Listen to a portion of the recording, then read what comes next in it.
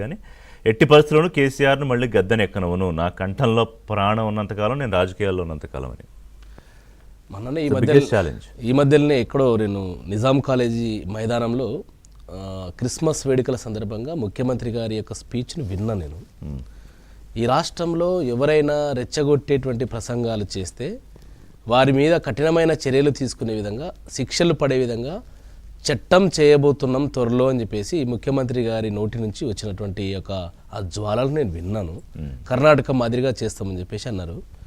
ఒకవేళ నిజంగా ఆ చట్టం చేస్తే జీవితాంతం ఆయన చివరి శ్వాస వరకు కూడా ఉండడానికి కూడా టైం కూడా సరిపోదు, అంత శిక్షలు రేవంత్ రెడ్డి గారికి వేయాల్సి వస్తుంది. ఎందుకంటే ఈ రాష్ట్రంలో అత్యంత వేగంగా అత్యధిక సార్లు రెచ్చగొట్టేటువంటి ప్రసంగాలు చేసినటువంటి చరిత్ర కూడా సార్కి, రేవంత్ రెడ్డి గారికి మూట తగ్గుతుంది. అది ఎందుకంటే వారు నేనేమంటున్నానంటే కేసీ రావు, చంద్రశేఖర్ రావు, కేటీ రామారావు, హరీష్ రావు, దయాకర్ రావు, అదేవిధంగా కృష్ణారావు అని ఈ రకంగా ఒక కులాన్ని పట్టుకొని జాతి అహంకారంతో రెచ్చగొట్టేటువంటి వ్యాఖ్యలు చేస్తే ముఖ్యమంత్రి గారు ఆయన ఈ రాష్ట్రంలో ఉన్నటువంటి అన్ని జాతులని, అన్ని కులాలని, అన్ని వర్గాలని కాపాడుతానని ఆయన ముఖ్యమంత్రిగా రాజ్యాంగం మీద ప్రమాణ స్వీకారం చేసిండు.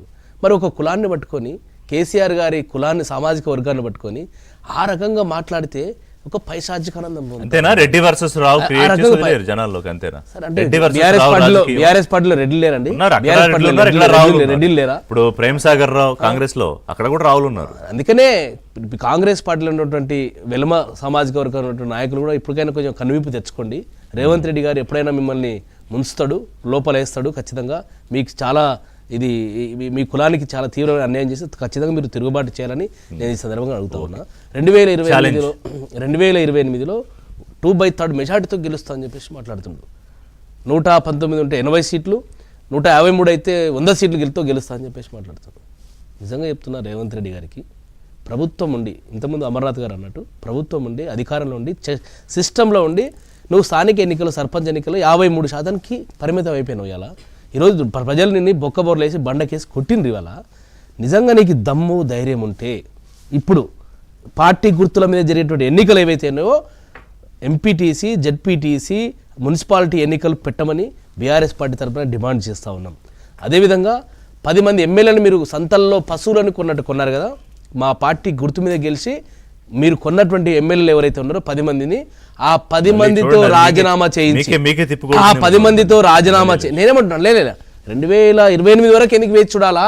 నీ యొక్క పర్సంటేజ్ ఏందో, నీ యొక్క ఏ శాతంతో గెలుస్తావో ప్రజలు తేలుస్తారు కదా. ఇప్పుడు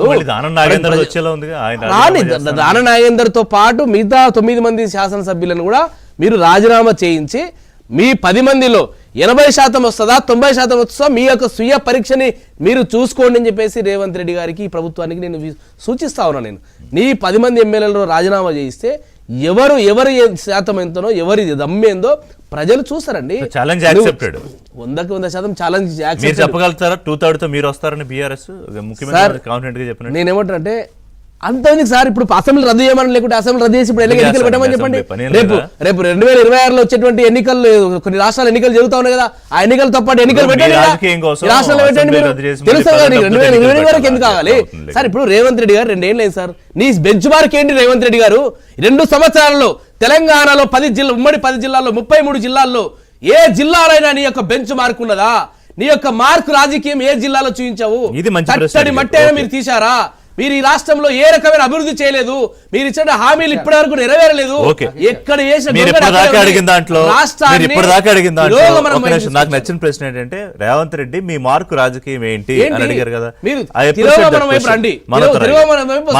రాష్ట్రం జనరల్ గా పురోగమనం వైపు రాష్ట్రము తిరోగమనం వైపు వస్తుంది. ఇది దురదృష్టకరము. రేవంత్ రెడ్డి గారు దమ్ముంటే 10 మందితో రాజీనామా చేసి గెలవండి. మీరు మీ యొక్క చిత్తశుద్ధి, మీ యొక్క సవాల్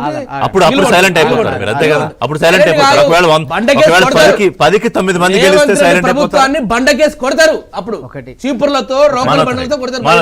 నా మహిళలకు 2000 పెన్షన్. విజయ్ గారు, రేపు 30వ తారీఖున ముక్కోటి ఏకాదశి. నేను